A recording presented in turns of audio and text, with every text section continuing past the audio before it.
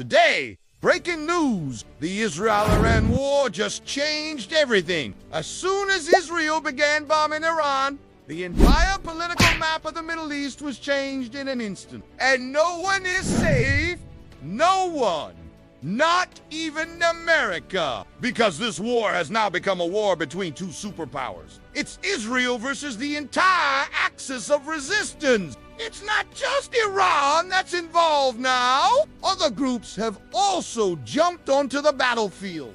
For example, Hezbollah. They've claimed responsibility for attacking Israeli gas platforms in the Mediterranean. They're targeting the very source of Israel's strength.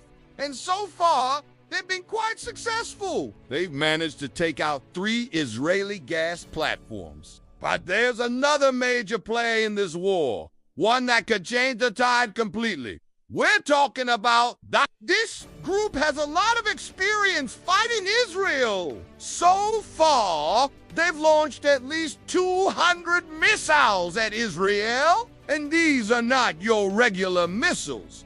These are Iranian-made drones and missiles. Some can travel at Mach 3. Others can carry 1,000 pounds of explosives. And it's only a matter of time before they hit their target. In fact, the Houthis may have already hit a target in Tel Aviv. These images are from October 7th. 2 explosions were heard in Tel Aviv. Debris from these explosions was found in this park. Now, we don't know what these objects were, but we do know that the Houthis attacked drones look like this. Coincidence? I think not. And this is just the beginning. The Houthis have threatened to turn the entire of Israel into a battlefield. Now, this is not an empty threat. Remember, the Houthis control Yemen's international airports and most of its coastline. So they can launch attacks from all angles. They can attack from the north through Syria and Lebanon. They can attack from the east through Jordan and Saudi Arabia. They can attack from the south through Egypt and Libya. They can attack from the sea. They have the longest coastline in the Middle East. Plus, they control the Bab el-Mandeb Strait. This is the gateway to the Red Sea.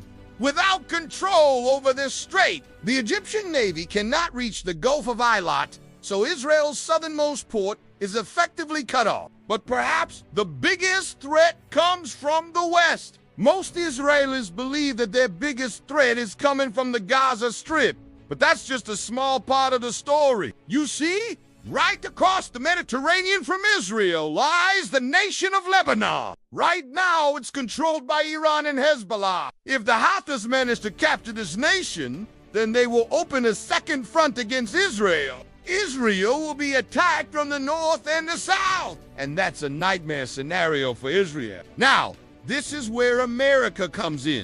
The U.S. is rushing to Israel's aid. They're sending in the aircraft carrier, the USS Gerald R. Ford. But it's too little too late.